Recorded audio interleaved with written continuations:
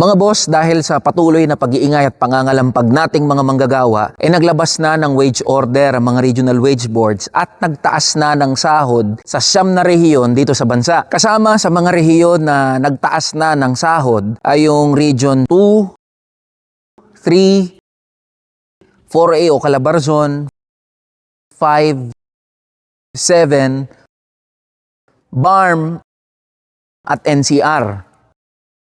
Natutuwa tayo mga boss dito sa dagdag sahod kasi nga, pandagdag gastos din natin yan para sa pang-araw-araw na gastusin sa ating mga bahay. Pandagdag pambili yan sa mga pagkain, sa pambayad sa utilities, kuryente, tubig, pandagdag baon para sa mga anak natin na nag-aaral. Pero kahit natutuwa tayo dyan sa dagdag sahod mga boss, lagi nating sinasabi, barya pa rin yan.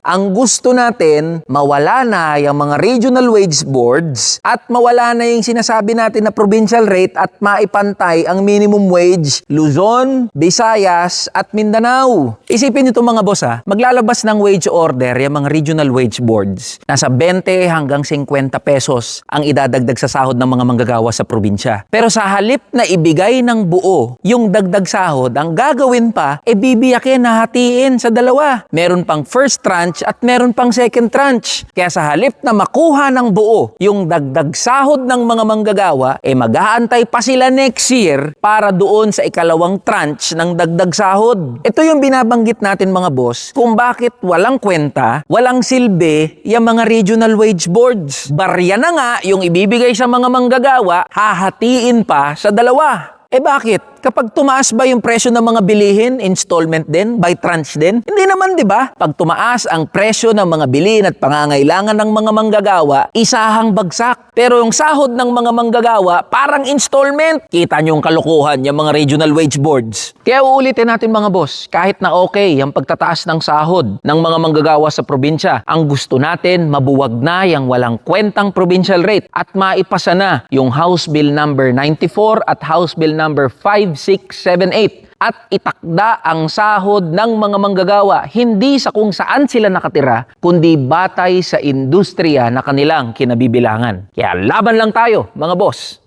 Tara na, kamanggagawa!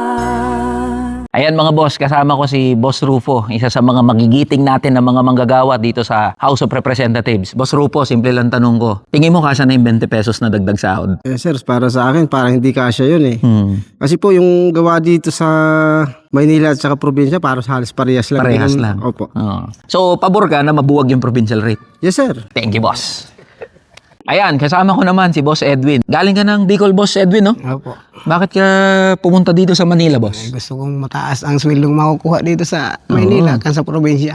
Pabor ka ba na mawala yung provincial rate, boss? Opo, sir. Para kung sakasakaling umuwi ako ng Bicol, kung anong kinikita ko rito, yun ang kikitain ko rin doon. Tama. Buwagin na ang walang kwentang provincial rate.